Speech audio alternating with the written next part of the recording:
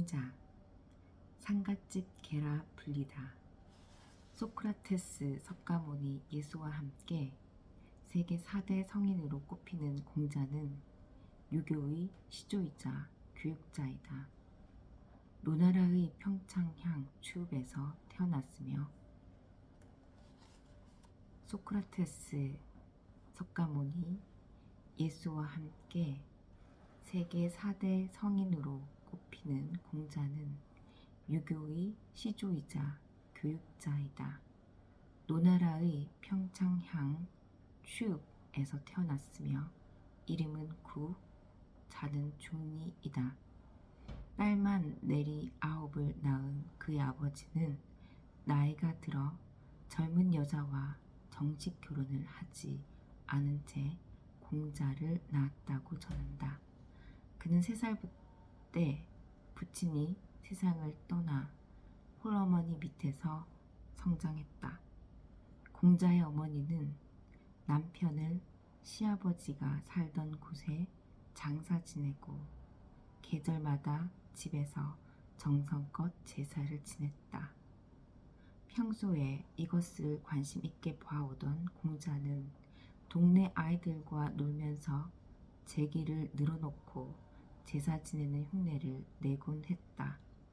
나이가 어렸을 때에도 늘 예를 갖추어 행동하여 그의 태도는 늘 어른스럽게 보였다. 그의 스승이라고 알려진 사람은 없으며 이로 미루어 스스로 학문에 힘을 쏟은 것으로 추측된다. 공자는 19살에 결혼을 했으나 그의 까다로운 성미를 견디지 못하고 아내가 도망쳐 버렸다는 이야기가 있다. 사기를 쓴 사마천은 공자 세가 편에서 중국 천하를 떠돌아 다니며 유세하는 공자를 가리켜 상갓집 개라고 불렀다. 유세. 제후의 나라를 돌아다니며 자기의 의견을 말하여 유세. 제후의 나라를 돌아다니며 자기의 의견을 말하여 제후를 설복시키는 일.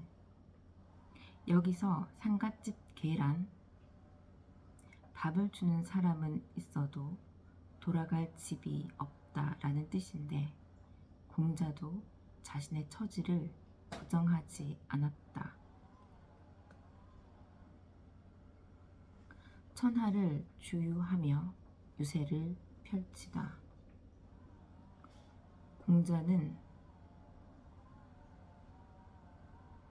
생계를 위해 창고지기 또는 가축 관리 일도 하였는데 곡물 출납을 공정히 하고 가축 역시 급속도로 번식시켰다. 이처럼 낮은 벼슬에서부터 출발하여 차츰 신임을 얻었고 마침내 대사구 높은 벼슬에서부터 벼슬에까지 올랐다. 백성들을 올바르게 인도하고 정의로운 정치를 실현하기 위해 노력했으나 이웃나라 왕의 이간질로 노나라의 왕은 공자의 정치 이념을 받아들이지 않았다. 통치자의 무능함에 실망하고 반대 세력의 모함이 계속되자 결국 공자는 56세 되던 해에 벼슬자리를 내놓는다. 그 후 14년 동안 여러 나라를 돌아다니며 유세하다가 마침내 고향에 돌아온 공자는 제자들을 가르치며 후진 양성에 힘썼다. 젊었을 때부터 자기 집을 서당 삼아 역사와 시, 예의 범절을 가르쳤던 그는 3,000명 이상의 제자를 길러냈다. 그 중에 6예에 통달한 사람만 해도 72명, 72명이었다고 전해진다.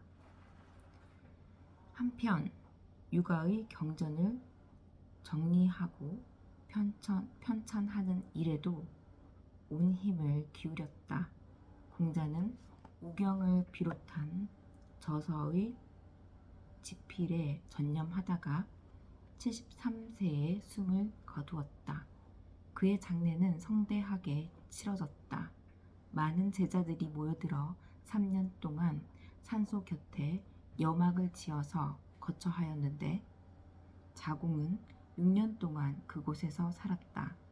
공자가 거처하던 집에는 그가 살아생전에 쓰던 옷, 관, 검은고, 수레, 책들을 갖추어 놓았으니 이것이 오늘날의 공묘이다. 공묘, 공자를 모신 사당.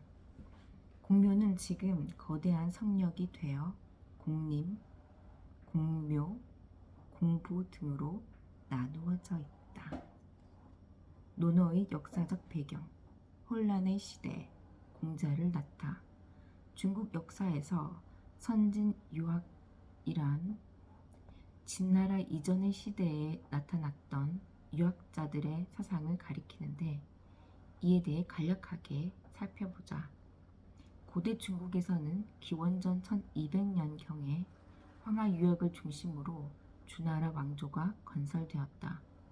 주 왕조는 최고 통치자인 천자의 자리에 왕을, 그 밑으로 제후와 경, 사대부, 서민층을 두었고 강력한 봉건 제도를 통해서 나라를 다스렸다. 하지만 시간이 지나면서 봉건 제후의 세력이 점점 커지게 되자 봉건 제도 자체가 흔들리기 시작했고 여기에 서북방에 있는 다른 민족들의 침입이 잦아졌다. 그러자 주 왕조는 기원전 770년에 다른 수도를 장안에서 낙양으로 옮기기에 이른다. 그 후로 제후들 중에서 실력 있는 자가 왕을 옹호하며 그 권력을 등에 업고 천하를 지배하려 했다. 이 시기가 약 300년 동안 이어지고 이때를 이른바 춘추시대라고 부른다. 춘추시대가 끝날 무렵에 7명의 제후가 스스로 왕이라고 칭하며 서로 세력 다툼을 시작했다. 결국 주 왕조는 낙양 부근에서만 세를 떨치는 작은 제후국의 신세로 전락한다. 이후부터 전국시대라고 부르는데 이때에는 진나라가 가장 강력한 힘을 행사했고 6나라 사이의 세력 다툼이 치열했다. 기원전 221년 마침내 진나라가 중국 대통일을 이룬다. 춘추시대와 전국시대를 합쳐 춘추전국시대라고 부르는데 이 시대는 정치 사회적으로 매우 혼란했지만 문화 사상적으로는 최고의 전성기를 구가했다. 따지고 보면 공자 기원전 551년에서 기원전 479년 공자는 제후들 간의 분열이 최고에 달했던 춘추시대에 맹자는 전국시대에 활동했던 셈이다. 또한 공자가 활동할 당시 그의 조국인 노나라는 개손, 맹손, 숙손의 3원씨가 정권 다툼을 벌이는 상황이었다. 이 혼란한 시기에 공자는 자신이 꿈꾸는 이상 정치의 실현을 위해 현실 정치에 뛰어들었지만 끝내 자신의 포부를 펼치지 못하고 물러났다. 그 뒤에 천하를 주유하면서 정치 혁신을 실현하려 했으나 결국 그것도 실패하고 고국으로 돌아와 후진 양성에 힘썼다. 오케이.